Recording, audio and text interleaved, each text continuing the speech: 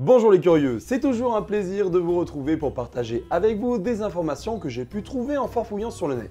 Mais avant toute chose, je tiens à remercier Plan Parallèle qui a réalisé la nouvelle introduction de mes vidéos. Je vous invite à découvrir sa chaîne et son site, tous les liens seront en description. Aujourd'hui, on va se demander pourquoi enterrer une capsule qui devrait refaire surface dans plus de 500 000 ans. Quel intérêt ont les États-Unis à envoyer de nouveau des hommes sur la Lune? Savez-vous comment on découvre des paires de trous noirs? À la fin de cette vidéo, vous aurez les réponses à toutes ces questions. Et c'est parti!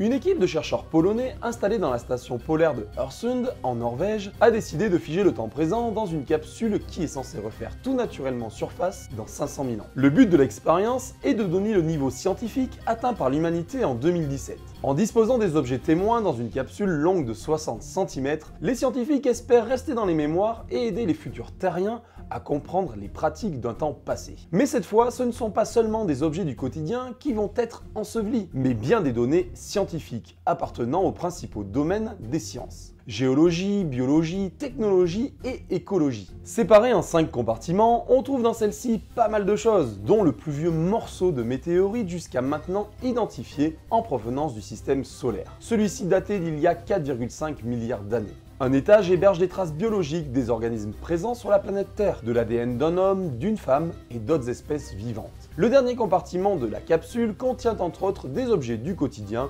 monnaie, carte de crédit, téléphone, montre, etc. La capsule a été enterrée dans un trou de carottage de 4,2 mètres de profondeur, censé s'éroder et faire émerger la capsule dans 500 000 ans.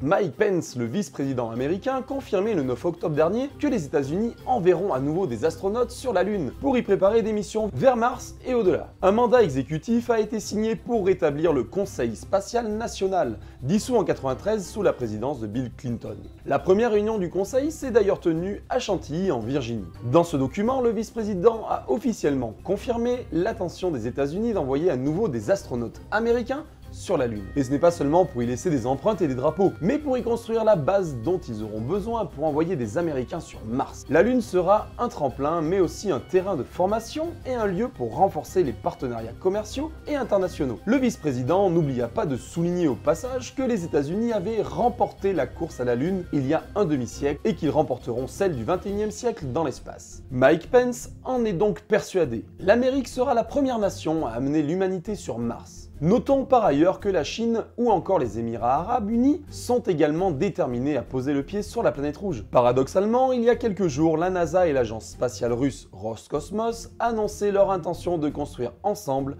la future station lunaire sur la plateforme Deep Space. Les deux agences ont notamment signé un accord lors du 68e Congrès international d'astronautique à Adélaïde en Australie.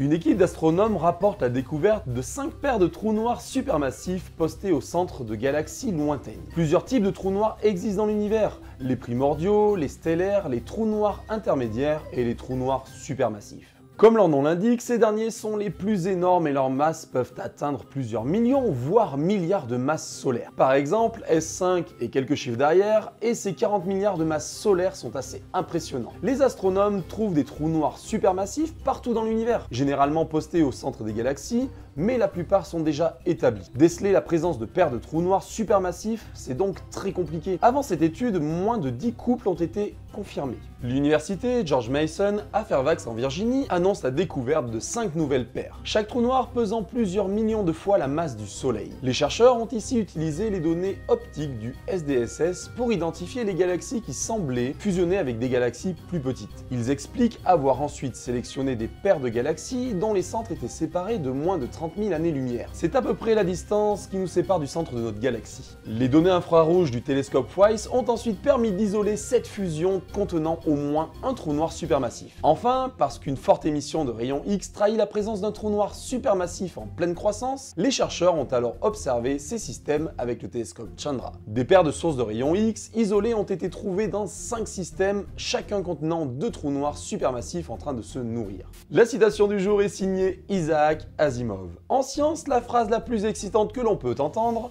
celle qui annonce des nouvelles découvertes, ce n'est pas Eureka, mais c'est drôle. Voilà les curieux, si vous avez aimé la vidéo, n'hésitez pas à lâcher un pouce vers le haut et à vous abonner sans oublier de cliquer sur la petite cloche pour ne plus louper aucune des vidéos. Et surtout, n'oubliez jamais que la curiosité est signe d'intelligence. Ah ciao, bye bye les curieux.